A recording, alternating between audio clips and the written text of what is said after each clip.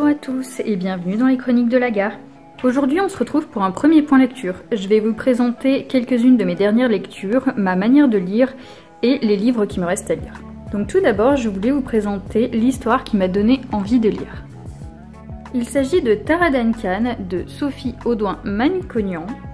J'ai commencé cette saga au collège, c'est une amie qui m'avait prêté les 2 premiers tomes que j'ai dévorés alors que pour lire un livre de plus de 300 pages, c'était compliqué pour moi. Je vous parle de cette saga maintenant alors que le collège pour moi ça remonte à il y a 16 ans. Hein. Ma dernière année c'était 2006, tout simplement parce que je ne l'ai jamais fini.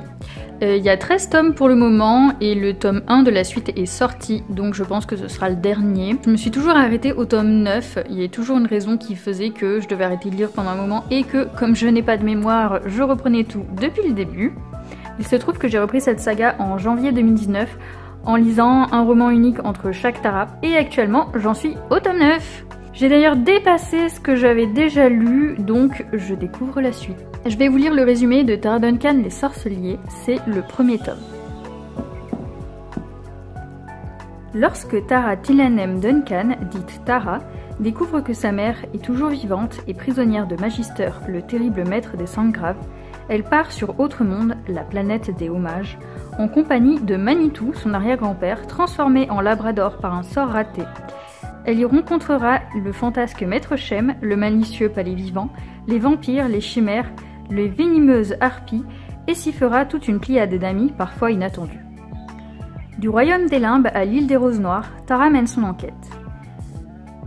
Mais son trop puissant pouvoir fait bien des envieux, et bientôt Tara devient le centre de complot qu'elle devra absolument déjouer afin de retrouver l'endroit secret où Magister a emprisonné sa mère. Humour, suspense, magie pour le premier tome de cette décalogie. Donc Tara est une sorcelière, ça veut dire ceux qui savent lier les sorts. Elle va découvrir ses pouvoirs en jouant avec ses amis. On va suivre ses aventures sur Autre-Monde, donc c'est une autre planète, où elle va rencontrer ses nouveaux amis. Mention spéciale à Caliban qui est mon personnage préféré. Et au fil des romans, on va découvrir qu'elle est bien plus importante que ce qu'on croit.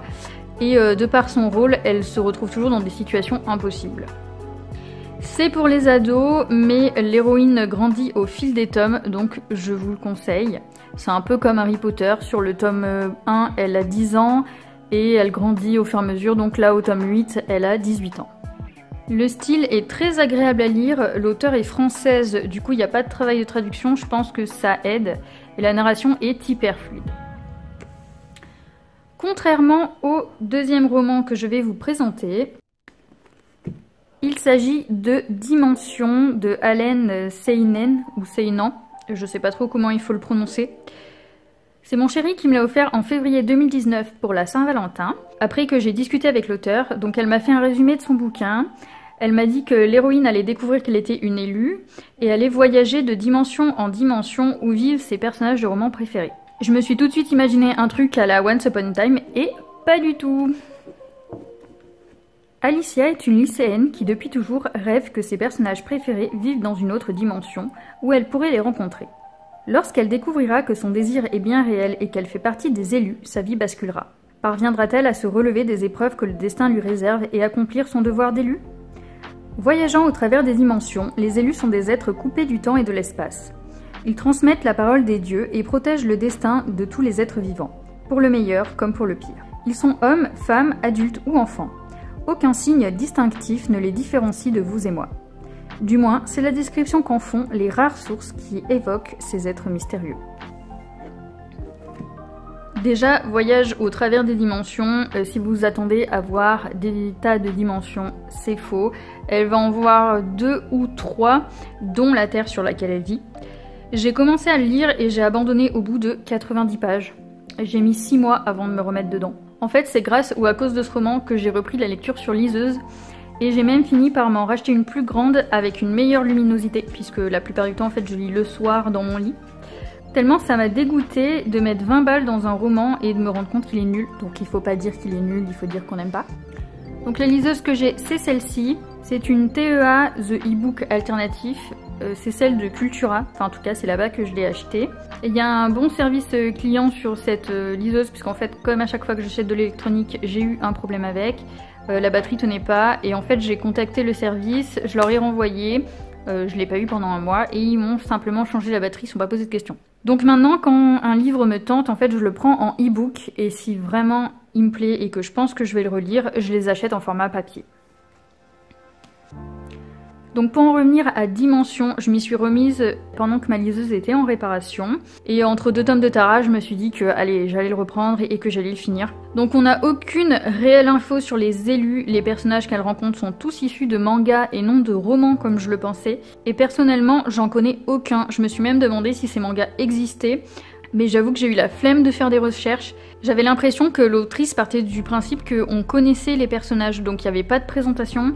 Il y en a plein qui apparaissaient tout le temps, en plus il y en a certains, ils avaient des noms qui se ressemblaient. Il y a 2 histoires qui se déroulent en parallèle, donc on suit Alicia l'élu et 2 personnes qui vivent donc dans un autre univers avec des pouvoirs, etc. Et en fait au moment où ils se rencontrent, ça n'a aucune importance. Ça apporte rien au récit. D'ailleurs d'une manière générale, les actions des personnages n'ont aucune incidence sur l'histoire. Il y a une distance avec la narration, on ne sait pas ce que ressentent les personnages, du coup on s'y attache pas. Moi j'avais vraiment l'impression de vivre toute l'histoire derrière une vitre et de pas du tout être impliquée dedans. Il n'y avait pas assez de description des événements, les ellipses et le temps sont mal gérés, vraiment j'ai eu du mal à me retrouver où elle était, quand elle était, si c'était un flashback ou pas. Même la tournure des phrases m'a gênée dans ma lecture, j'ai vraiment dû m'accrocher, j'ai mis presque un mois à le terminer alors qu'il fait 327 pages. Ouais c'est ça. Et en sachant que j'en avais déjà lu 90. Je me suis quand même renseignée un peu sur l'autrice, elle a 18 ans, c'est son premier roman. Je me suis dit que ça pouvait expliquer le manque d'expérience dans l'écriture. J'ai aussi cherché des avis, et j'en ai trouvé que 2 sur Amazon, très positifs avec 5 étoiles sur 5. Bon, bah il faut croire que j'ai rien compris alors. Mais c'est clair que c'est un livre que je relirai pas et je n'achèterai pas la suite, si suite il y a. On passe ensuite au Marc Lévy. Comme je suis curieuse, j'avais très envie de lire cet auteur qui est quand même assez connu. J'ai pris le e-book de son premier roman, Et si c'était vrai, et je l'ai adoré. Une histoire d'amour insolite et bouleversante qui a conquis le monde. Que penser d'une femme qui choisit le placard de votre salle de bain pour y passer ses journées? Qui s'étonne que vous puissiez la voir? Qui disparaît et réapparaît à sa guise et qui prétend être plongée dans un profond coma à l'autre bout de la ville? Faut-il lui faire consulter un psychiatre? En consulter un soi-même? Ou tout au contraire se laisser emporter par cette extravagante aventure? Et si c'était vrai? Une histoire tendre, une aventure pleine d'humour et de rebondissements. Donc une histoire d'amour insolite et bouleversante, c'est vrai. J'ai été bouleversée, je suis très romantique, j'adore les histoires d'amour. Et j'ai versé ma petite larme plusieurs fois. Mais je suis restée sur ma faim, sans vous spoiler. Comme c'est dit dans le résumé, en fait, Lorraine, qui est l'héroïne, est dans le coma. Il va se passer tout un tas d'aventures que je ne vous dirai pas. Et en fait, on n'a pas, si vous voulez, la finalité de l'histoire d'amour. Donc je savais qu'il y avait une suite, donc à savoir Vous revoir, qui est sortie 4 ans après. Je me suis dit que j'allais attendre un peu avant de me la prendre en e-book, puisque j'ai plein de livres à lire avant. Et en fait, en décembre, quand ma liseuse était en réparation, je suis tombée dessus en faisant mes achats de Noël, donc j'en ai profité, j'ai pris les 2 tomes en format papier. Je pensais ne pas être déçue puisque j'ai beaucoup apprécié le premier et que la plume de Marc Lévy est quand même agréable à lire. Je vous fais le résumé.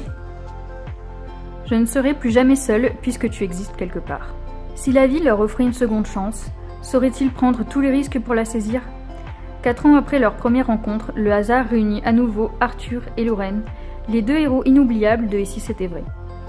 Marc Lévy retrouve les personnages de son premier roman et nous entraîne dans une nouvelle aventure, faite d'amour et d'imprévus. J'ai bien aimé ce tome, même si il m'a moins transporté que le premier, il était plus prévisible. Je me souviens pas d'avoir pleuré, alors que je l'ai lu il y a moins longtemps que le premier et que le premier m'a vraiment touchée, je m'en rappelle plutôt bien. Ça n'empêche que j'ai quand même très envie de lire les autres titres de l'auteur. Ensuite, on va passer encore à 2 cadeaux de mon chéri. Donc pour Noël, il m'a offert 4 tomes de La Petite Mort. Pour ceux qui ne connaissent pas, c'est une petite série animée qui est diffusée sur le site de France 3. Donc je ne sais pas si c'est dispo directement à la télé, parce que moi je ne la regarde pas. C'est une BD écrite par Davy Mourier qui raconte l'histoire de La Petite Mort, c'est ce personnage. Donc c'est une faucheuse qui ne veut pas faire le boulot de son papa, mais devenir fleuriste. C'est très sympa, il y a quelques différences par rapport à la série. Je vous le conseille donc si vous avez aimé la série. Je vous montre quelques petites planches. Donc les pages sont noires et hyper épaisses, c'est très agréable à lire. Même la couverture est toute douce, par contre elle prend masse poussière et elle s'abîme très vite. Hein. Je sais pas si ça c'était une bonne idée par contre. Donc voilà le style du dessin. C'est très simple comme trait de crayon, mais franchement il n'y a pas besoin de plus pour s'attacher au personnage.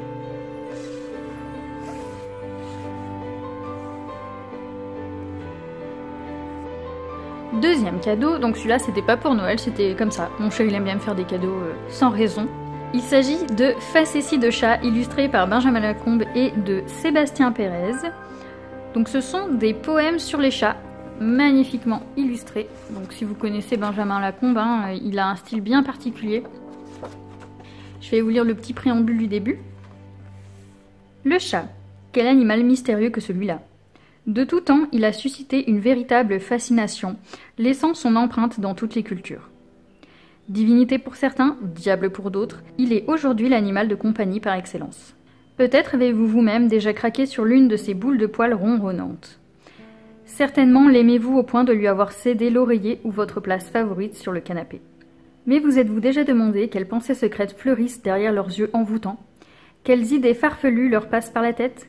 Ou bien s'ils vivent des aventures extraordinaires lorsque vous avez le dos tourné? Eux seuls le savent, mais voici imaginé ici, pour vous, 15 facétieuses histoires de chats. Ça se lit très vite, il n'y a que 15 histoires du coup dedans, c'est très mignon, donc si vous aimez les chats, je vous le conseille et ça fait un super cadeau. Maintenant je vais vous parler de ma pile à lire. Alors, si on prend ceux que j'ai dans ma liseuse, il y en a au moins 200. Donc j'essaye de résister et de pas en prendre d'autres, mais c'est compliqué. Hein. Ceux qui lisent le savent, on a envie de tout acheter et de tout lire. J'ai les 13 tomes sortis de Tara Duncan. Je les ai pas pris là parce que c'est très lourd et que ça rentrerait pas de toute façon dans le champ de la caméra. Donc j'ai déjà tout ça à lire. Donc il m'en reste 4. J'ai les 3 tomes du Seigneur des Anneaux de Tolkien que j'ai acheté il y a des années quand j'étais à l'université. On voit que mon premier tome, il a souffert. Je le transportais partout, je lisais dès que j'avais un tout petit peu de temps.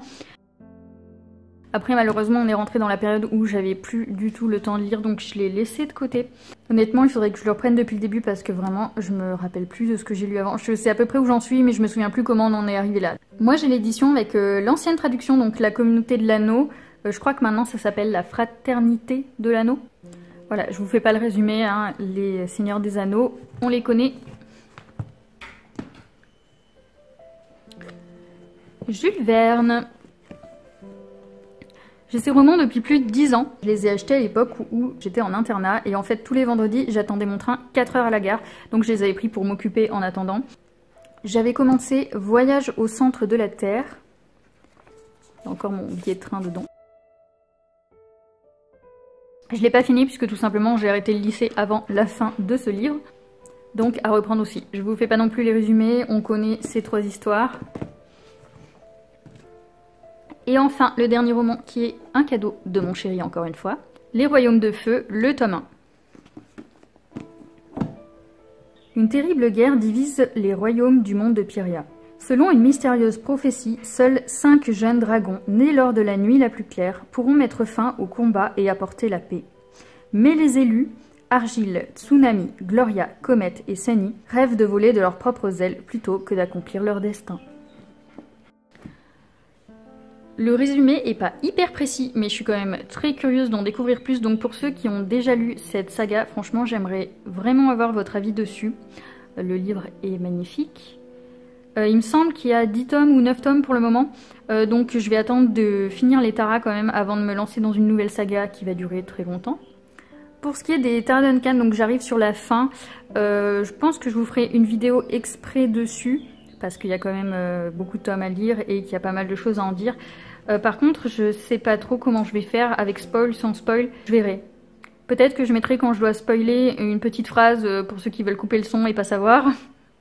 Voilà donc pour ce premier point lecture, j'espère que ça vous a plu. J'attends vos avis sur ces livres en commentaire. Je vous souhaite une bonne journée et à bientôt.